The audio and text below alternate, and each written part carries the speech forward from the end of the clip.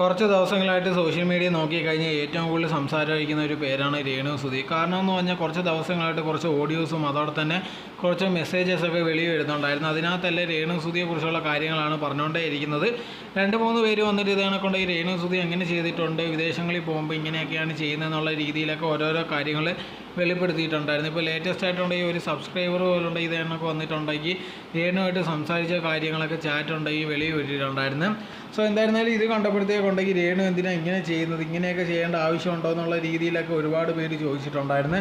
അപ്പോൾ ഇതേണൊക്കെ സബ്സ്ക്രിപ്ഷൻ്റെ കാര്യം തന്നെയാണെങ്കിൽ ഒരുപാട് പേര് അതിനകത്തുള്ള വീഡിയോ ഒക്കെ എടുത്ത് വെളിയിൽ വിടുന്നുണ്ടായിരുന്നു. ഇത് കണ്ടതിന് ശേഷം ഈ രേണു പറഞ്ഞൊരു കാര്യം എന്ന് പറഞ്ഞാൽ അത് സബ്സ്ക്രൈബേഴ്സിന് മാത്രമുള്ളൊരു വീഡിയോ ആണ്, ഇതെങ്ങനെ എടുത്ത് വെളിയിടുന്നതെന്നും നല്ലതല്ലെന്നുള്ള രീതിയിലായിരുന്നു രേണു പറഞ്ഞിട്ടുണ്ടായിരുന്നത്. അതിന് ശേഷമാണ് ഈ സംഭവങ്ങളൊക്കെ നടന്നിരിക്കുന്നത്. എന്നിട്ട് പോലും സാധാരണ രീതി ഏതെങ്കിലും ഇതേപോലത്തുള്ള പ്രശ്നങ്ങൾ വന്ന രേണു പ്രതികരിക്കുന്നതാണ്. പക്ഷേ ഇപ്പോൾ നോക്കിക്കഴിഞ്ഞാൽ വലിയൊരു പ്രതികരണമോ കാര്യങ്ങളോ ഒന്നുമില്ല. അതല്ലാതെ ഇതേക്ക് ആൽബം അങ്ങനെയൊന്നും പറഞ്ഞിപ്പോഴും പൊയ്ക്കൊണ്ടേ ഇരിക്കുകയാണ്.